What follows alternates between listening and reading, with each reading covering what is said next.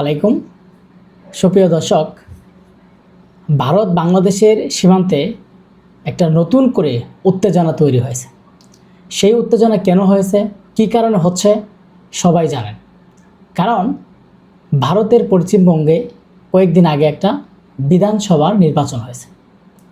আর সেই বিধানসভা নির্বাচনে পশ্চিমবঙ্গের যিনি মুখ্যমন্ত্রী হয়েছেন শুভেন্দু অধিকারী, এই শুভেন্দু হচ্ছে আওয়ামী লীগ পাগল এবং বাংলাদেশে আওয়ামী লীগ বাদে অন্য কোনো দল ক্ষমতায় থাকলে তার মাথা গরম হয়ে যায়।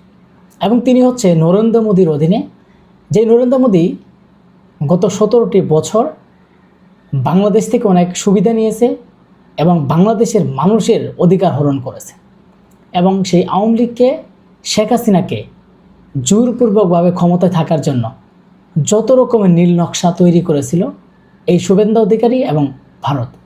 আজকে সেই ভারত পশ্চিমবঙ্গে যখনই এই শুভেন্দু অধিকারী মুখ্যমন্ত্রী হিসেবে দায়িত্ব পেয়েছেন, পাওয়ার সাথে সাথে তিনি বলেছেন যে পশ্চিমবঙ্গে কোনো বাংলাদেশি লোক থাকা যাবে না।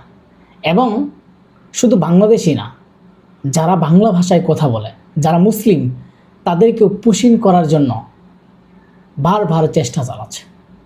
আপনারা দেখেন, ভারতের পশ্চিমবঙ্গে বিভিন্ন জায়গায় খোঁজাখুঁজি করে যারা বাংলা ভাষায় কথা বলে, বিশেষ করে যারা মুসলিম, তাদেরকে ধরে ধরে সীমানার কাছে নিয়ে আসছে এবং কি সীমানা পারি করার জন্য এবং বাংলাদেশে ঠেলে দেওয়ার জন্য বিভিন্ন ধরনের চেষ্টা চালাচ্ছে। কিন্তু বাংলাদেশের বিজেপি একটা শক্ত অবস্থান তৈরি করেছে। কয়েকদিন আগে আপনারা দেখেছেন যে বিজেপির কি শক্ত অবস্থান, বিজেপি কি সাহস। আজকে সেই বিজেপি বাংলাদেশের মানুষের হৃদয় জয় করেছে।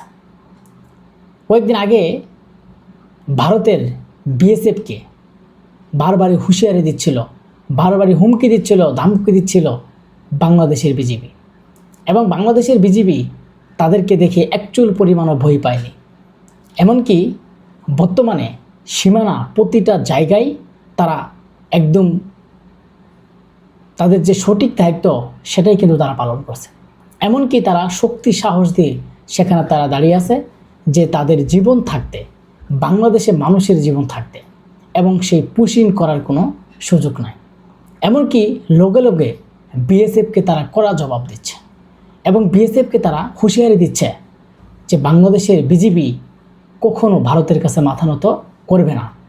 এবং তারা এই পুশিং করার যে চক্রান্ত করেছিল ভারত, সেই চক্রান্ত কোনোভাবেই সফল হবে না। শুভেন্দু অধিকারী তিনি যেইভাবে পশ্চিমবঙ্গে মুসলমানদের উপর নির্যাতন নিপীড়ন চালাচ্ছে, মসজিদ ভেঙে দিচ্ছে এবং তারা কুরবানির সময় গরু কুরবানি করতে পারবে না এবং তারা যখন বিভিন্ন ধরনের নিয়মনীতি চালু করেছে, মসজিদে আজান দিতে পারবে না, তিনি সেই জায়গায় সফল হয়েছেন। কি সফল হয়েছেন? সেখানে তারা কখনো বিরুদ্ধে কিছু বলে নাই এবং তারা মুসলমানেরা স্বেচ্ছায় বলেছে যে আমরা গরু খাবো না। তার গরু না খাওয়ার কারণে মুসলমানদের চেয়েও হিন্দু সমাজের এবং হিন্দুরা সবচেয়ে বেশি বিপদগ্রস্ত হয়েছে। কিন্তু তিনি ভেবেছেন যে আমি ভারত যেভাবে সফল হতে যাচ্ছে, আমরা মনে হয় সেই বাংলাদেশের সাথে লড়াই সংগ্রাম করেও সফল হব। তিনি এর আগে একটা কথা বলেছিলেন, বাংলাদেশের মানুষ নাকি মশা মাছ হিসেবে তিনি গণ্য করেন এবং বাংলাদেশের মানুষের ইচ্ছা করলেই নাকি তারা সব কিছু করতে পারে এবং বাংলাদেশকে দখল করে নিতে পারে। দেখেন, এত সহজ নয় যে বাংলাদেশে আপনি পুশিং করলেন, পুশিং করে বাংলাদেশে ঢেলে দিলেন এবং বাংলাদেশের উপর আক্রমণ চালানোর চেষ্টা করলেন আর বাংলাদেশ ধুয়ে ধুয়ে আঙ্গুল চুষবে, বিষয়টা কিন্তু এমন না। বাংলাদেশের মানুষের যে সাহস, যে শক্তি, সেটাই কিন্তু দেখিয়েছে বারবার, আবারও নতুন করে কিন্তু দেখাচ্ছে।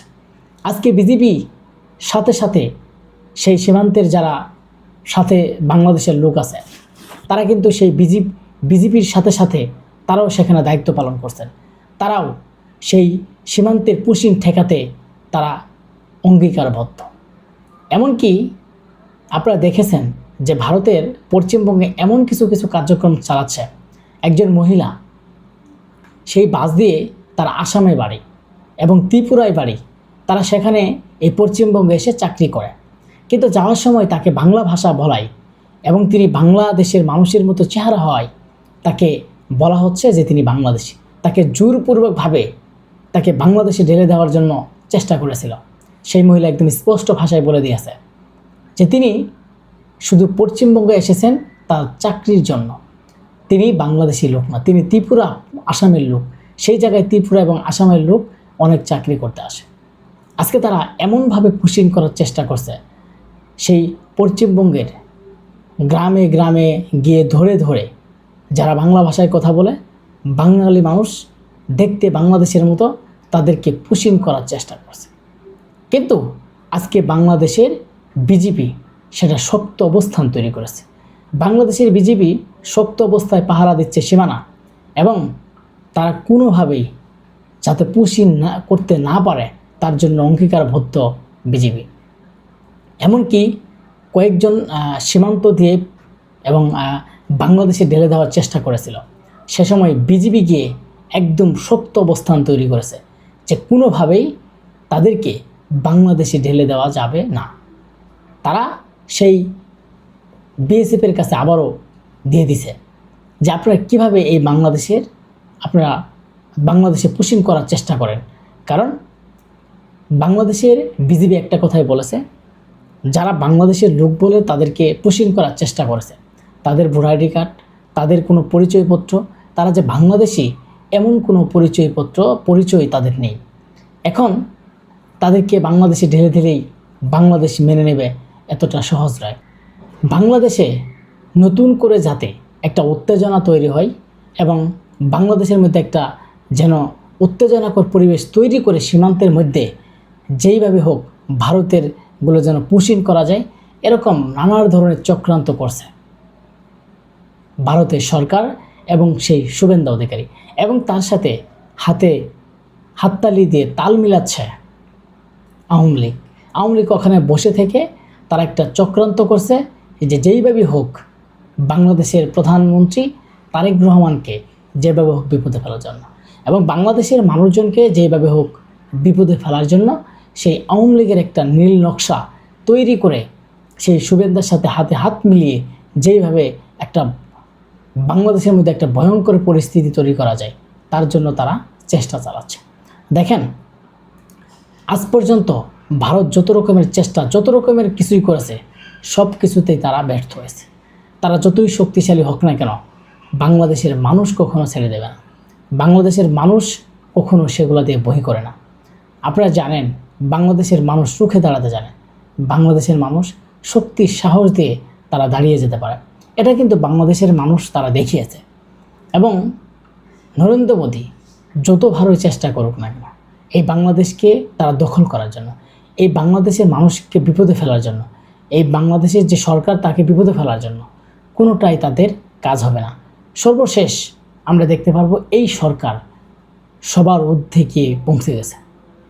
আজকে আপনারা দেখেন, বাংলাদেশের মতো একটা হতদরিদ্র দেশ, আপনারা যদি বলেন সেই দেশ, আজকে সেই দেশের লোক, সেই দেশের পররাষ্ট্রমন্ত্রী খলিলুর রহমান আজকে সেই জাতিসংঘের সভাপতি, আজকের সেই সারা বিশ্বকে নিয়ন্ত্রণের তিনি সভাপতি হয়েছেন। একটা খেয়াল করতে হবে, আজকের এই বাংলাদেশ আগামীর যে উন্নয়নের দিকে এগিয়ে যাবে এবং বিশ্বের সাথে তাল মিলিয়ে চলবে। তুরস্কের পররাষ্ট্রমন্ত্রী এসেছেন, তিনি বলেছেন বাংলাদেশে তিনি এই ড্রোনের কারখানা করতে চান। আজকে অন্যান্য দেশেরা এই দেশে বড় বড় কারখানা তৈরি করতে প্রস্তুত, ভালো কিছু করতে প্রস্তুত, কারণ এই বাংলাদেশের মানুষকে সারা বিশ্বই ভালোবাসে। আজকে যদি এই বাংলাদেশে সীমান্তে উত্তেজনাকর পরিবেশ তৈরি করার চেষ্টা করে, সব জায়গায় ব্যর্থতার পরিচয় দিয়ে ব্যর্থ হবে সেই ভারত এবং শুভেন্দু অধিকারী। সবাই ভালো থাকবে।